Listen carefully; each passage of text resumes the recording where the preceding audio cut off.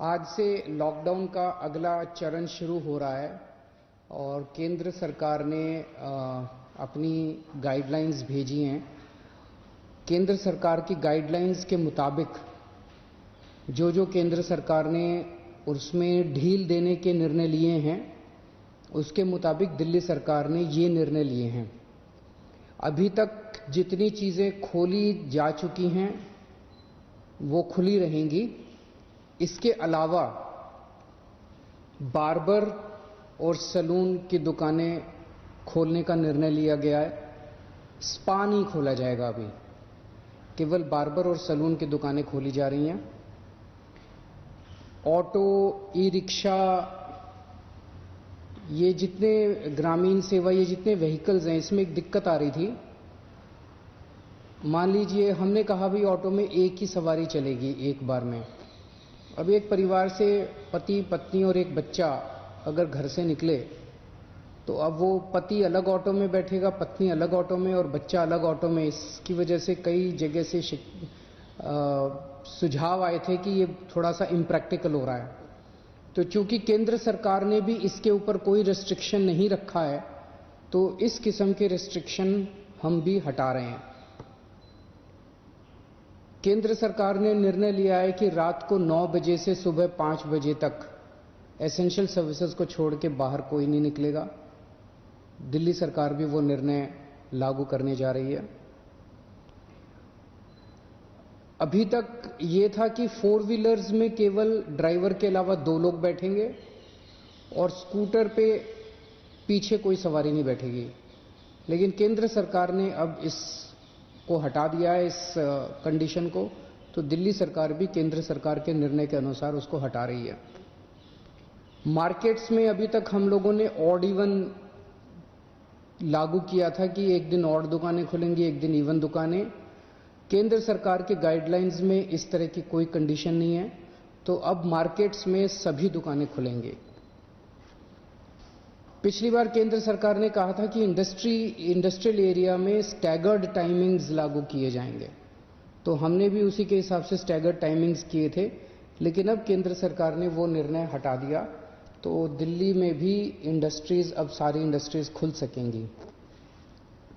अब मैं आपके सामने एक महत्वपूर्ण विषय रखना चाहता हूं और इस पे आप लोगों का मुझे मार्गदर्शन चाहिए। आज तक मुझे आप लोगों का बहुत स्नेह मिला, बहुत प्यार मिला, बहुत विश्वास मिला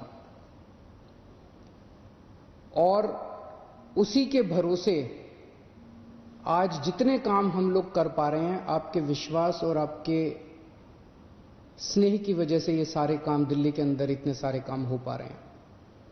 मेरे पास समय समय पर काफी कठिन चुनौतियां आईं, कई बार उनके समाधान नहीं होते थे। ऐसे समय पे मैं कई बार आप लोगों के समक्ष आया, आप लोगों से मार्गदर्शन लिया, आप लोगों से सुझाव लिए। समय समय पे आप लोगों ने जो मार्गदर्शन किया उसको हम लोगों ने लागू भी किया। जैसे आपने कहा, हमने लागू किया। कुछ दिन पहले आप लोगों से सुझाव मांगे थे कि दिल्ली में लॉकडाउन में ढील दी जानी चाहिए कि नहीं दी जानी चाहिए, और भरपूर सुझाव आए। 5 लाख लोगों ने सुझाव दिए। आज आपका सुझाव एक बहुत महत्वपूर्ण विषय पर आप लोगों का मार्गदर्शन चाहिए।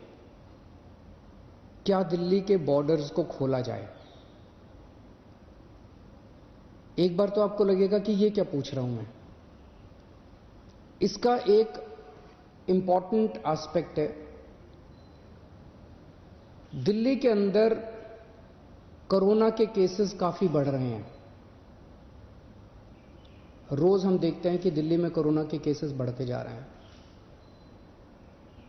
मैंने इसके बारे में कहा कि दिल्ली में कोरोना के केसेस बढ़ रहे हैं, ये चिंता का विषय तो है, लेकिन घबराने की जरूरत नहीं है। यह मैं इसलिए कह पाया क्योंकि दिल्ली के अंदर पिछले 5 सालों में आपकी सरकार ने दिल्ली के अस्पतालों में और स्वास्थ्य सेवाओं में खूब पैसा इन्वेस्ट किया है। खूब नए अस्पताल खोले, खूब नए बेड्स बनाए, खूब सारे आईसीयू खोले, खूब सारे मोहल्ला क्लिनिक बनाए, सारा इलाज मुफ्त कर दिया लोगों के लिए।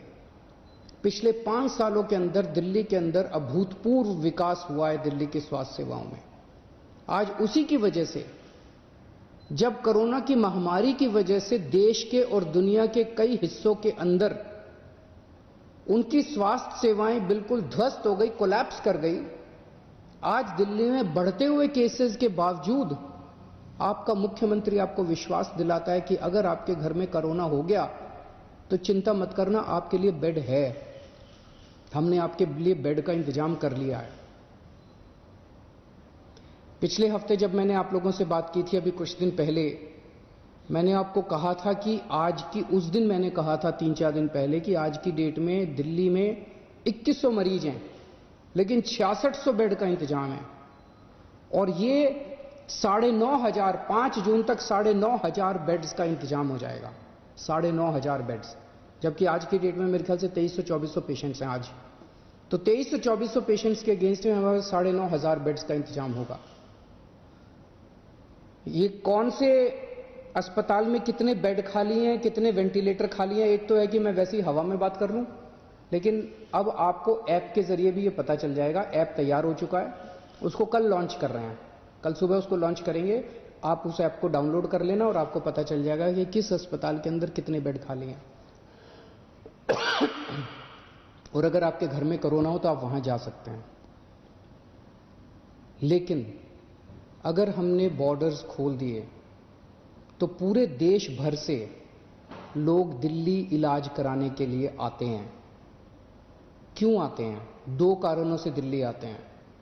एक कारण कि दिल्ली की स्वास्थ्य सेवाएं आज पूरे देश में किसी भी राज्य से या किसी भी शहर से सबसे ज्यादा अच्छी हैं। पूरे देश में सबसे अच्छी स्वास्थ्य सेवाएं आपको दिल्ली में मिलती हैं, तो पूरे देश भर से लोग इलाज कराने आते हैं। और दूसरा कि दिल्ली के अंदर सरकारी अस्पतालों में सब कुछ मुफ्त है। आपका 10 लाख रुपए का भी अगर कोई ऑपरेशन होगा तो वो भी मुफ्त है।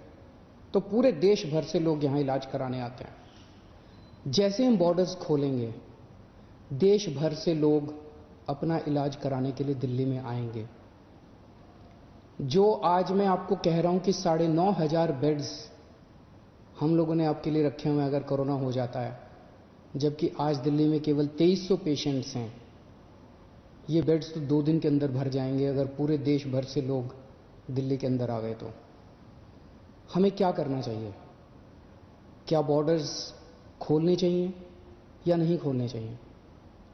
कुछ लोगों का कहना है बॉर्डर्स खोल देने चाहिए, लेकिन दिल्ली के अस्पतालों को केवल दिल्ली के लोगों के लिए, दिल्ली में रहने वाले लोगों के लिए, दिल्ली के लोगों, दिल्ली में जो लोग रह रहे हैं उनके लिए, उनके इलाज के लिए दिल्ली के अस्पतालों को इस्तेमाल किया जाए, उनके लिए रिजर्व किया जाए।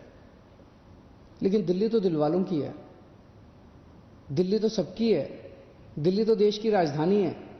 दिल्ली तो केरला वालों की भी है, तमिलनाडु वालों की भी है, यूपी वालों की भी है, बिहार वालों की भी है, झारखंड वालों की भी है, महाराष्ट्र वालों की भी है। दिल्ली तो आज तक सबका इलाज करती आई है, फिर दिल्ली मना कैसे कर सकती है किसी का इलाज करने के लिए? तो कुछ लोगों का सुझाव है कि जब तक कोरोना है तब तक के लिए कम से कम दिल्ली के अस्पतालों में केवल दिल्ली में रहने वाले लोगों का इलाज होना चाहिए। क्या होना चाहिए? बहुत सारे सुझाव हैं। मुझे आपसे मार्गदर्शन चाहिए और हमें क्या करना चाहिए। आप हमें इस बारे में सुझाव भेजें। शुक्रवार को 5 बजे तक आपके सुझावों का इंतजार रहेगा। आप मुझे अपने सुझाव व्हाट्सएप कर सकते हैं। व्हाट्सएप नंबर है 8800007722। व्हाट्सएप नंबर है 8800007722। ईमेल है delhi.cm.suggestions@gmail.com। ईमेल है delhi.cm.suggestions@gmail.com। और अगर आपके पास व्हाट्सएप नहीं है, अगर आपके पास ईमेल नहीं है, तो आप इस नंबर पे फ़ोन कर सकते हैं और अपना सुझाव छोड़ सकते हैं, आपकी आवाज़ रिकॉर्ड हो जाएगी। 1031 डायल कीजिएगा, आप अपने सुझाव छोड़ सकते हैं।